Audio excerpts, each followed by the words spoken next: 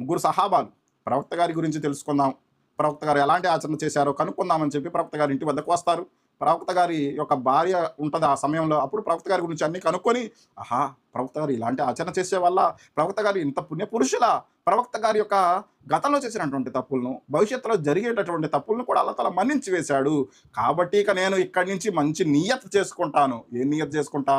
నేను జీవితంలో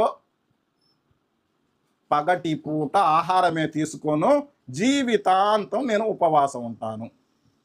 రెండో వ్యక్తి అంటున్నాడు, నా జీవితంలో నేను ఎప్పుడు కూడా రాత్రి పూట నిద్రించను, అల్లాహ్ యొక్క ఆరాధనలో గడుపుతాను.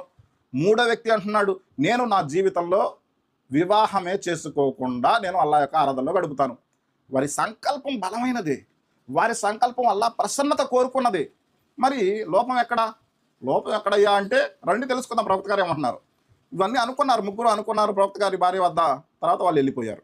ఈ విషయం ప్రవక్త గారి భార్య ప్రవక్త ముహమ్మద్ సల్లల్లాహు అలైహి వసల్లం గారు ఇంటికి వచ్చినప్పుడు, ఇట్లా ముగ్గురు వ్యక్తులు వచ్చారు, మీ గురించి అడిగారు, ఈ విధంగా ముగ్గురు సంకల్పాలు చేసుకొని వెళ్ళిపోయారు అన్నారు. అప్పుడు ప్రవక్త గారు ఒకానొక సందర్భంలో ఆ ముగ్గురు ఉన్న సమూహం దగ్గరికి వచ్చి ఈ విధంగా అంటున్నారు, ముగ్గురు వ్యక్తులు ఈ విధంగా అనుకున్నారంట, ఏమని?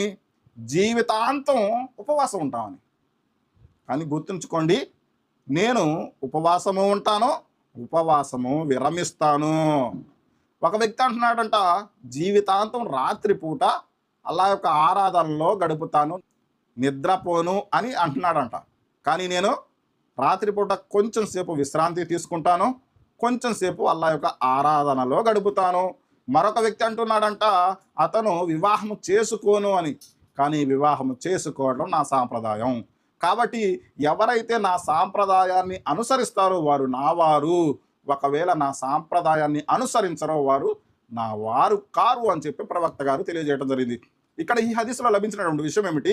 వారి యొక్క సంకల్పం అల్లాహ్ ప్రసన్నతే, వారి యొక్క సంకల్పం పుణ్యాలు సంపాదించాలని.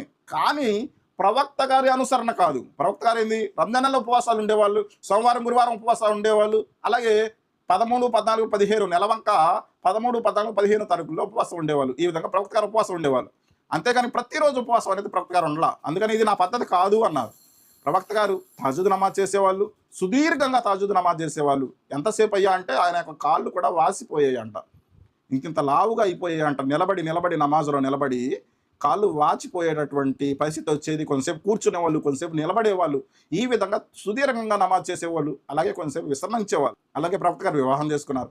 కాబట్టి మీ నియత్, మీ సంకల్పం ఎంత పర్ఫెక్ట్గా ఉన్నా, మీ ఆచరణ ప్రవక్త గారి ఆచరణతో సరితూగకపోతే అది కూడా పాపకార్యమే.